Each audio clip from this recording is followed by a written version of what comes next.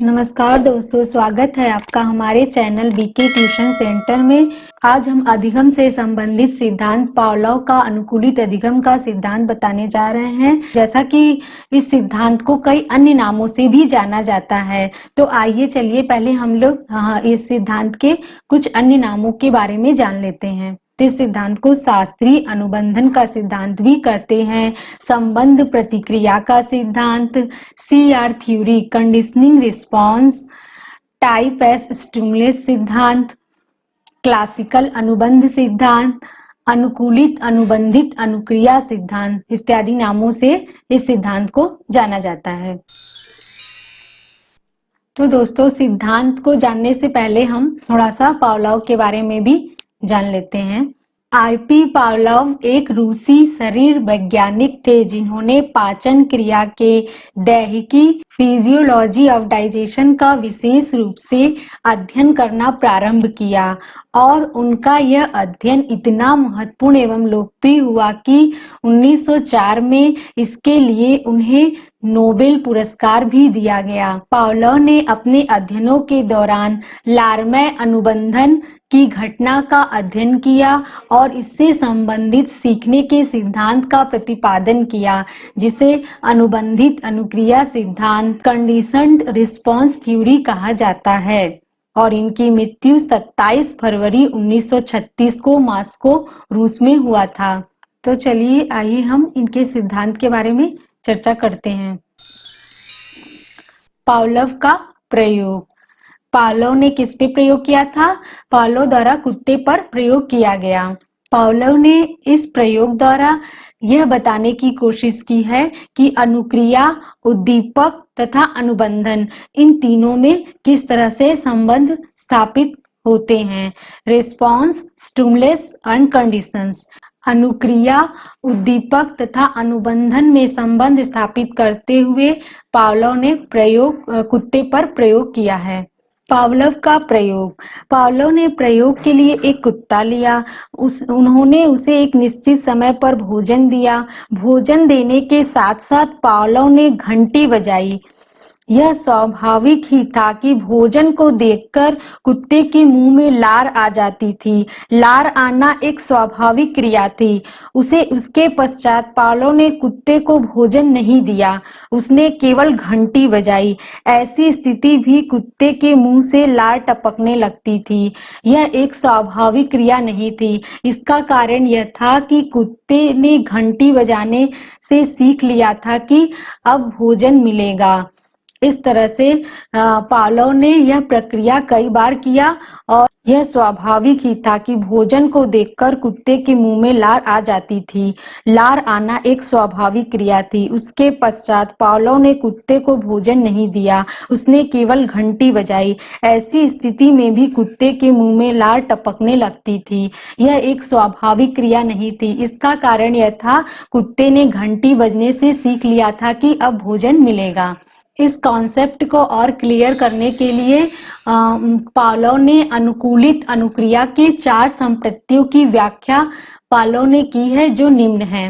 पहला है UCS, unconditional stimulus, अनुबंधित उद्दीपक, यानी भोजन और स्वाभाविक उद्दीपक। इसमें क्या है, कभी कभी यह कंफ्यूजन होता है कि अनुबंधन क्या होता है। देखिए, अनुबंधन जो होता है वह एक प्रकार की ऐसी प्रक्रिया है जो उद्दीपक और अनुक्रिया के बीच जो कार्य हो रहा होता है, जैसे चलना, दौड़ना, तैरना, जो कार्य हो रहा होता है, अनुबंधन व अनुक्रिया के बीच साचर्य संबंध स्थापित करता है। संबंध उद्दीपक और अनुक्रिया के बीच एक प्रकार का संबंध स्थापित करना ही UCS कहलाता है। दूसरा है UCR, अनकंडीशनल रिस्पॉन्स, अनुबंधित अनुक्रिया, यानी लार का आना स्वाभाविक अनुक्रिया। इसमें UCS क्या है, कुत्ता जो है भोजन को देखता है तो उसे एक स्वाभाविक अनुक्रिया के कारण उसके मुंह में लार आना एक स्वाभाविक रिस्पॉन्स है। CS, कंडीशनल स्टिमुलस, अनुबंधित उद्दीपक, घंटी अस्वाभाविक उद्दीपक। इसमें ये बताया जा रहा है कि अगर घंटी से कुत्ते के भूख का कोई लेना देना नहीं है, ये एक अस्वाभाविक उद्दीपक है। CR कंडीशनल रिस्पॉन्स, अनुबंधित अनुक्रिया। जब कुत्ते को कुत्ते के सामने भोजन भी नहीं आ रहा है, लेकिन फिर भी उसके साथ बार बार घंटी वाली प्रक्रिया करने के कारण अब उसे घंटी बजते ही उसके मुंह में लार आ जाती है। ये क्या है? एक अस्वाभाविक अनुक्रिया है। इसे क्या कहते हैं? CR conditional response. Before conditioning में क्या हो रहा है कि कुत्ते को भोजन दिया गया तो उसे देखकर उसके मुंह में क्या जाता है? लार आ जाता है। तो भोजन क्या है? एक स्वाभाविक उद्दीपक है और लार स्वाभाविक अनुक्रिया। दूसरा है CS घंटी, नो रिस्पॉन्स।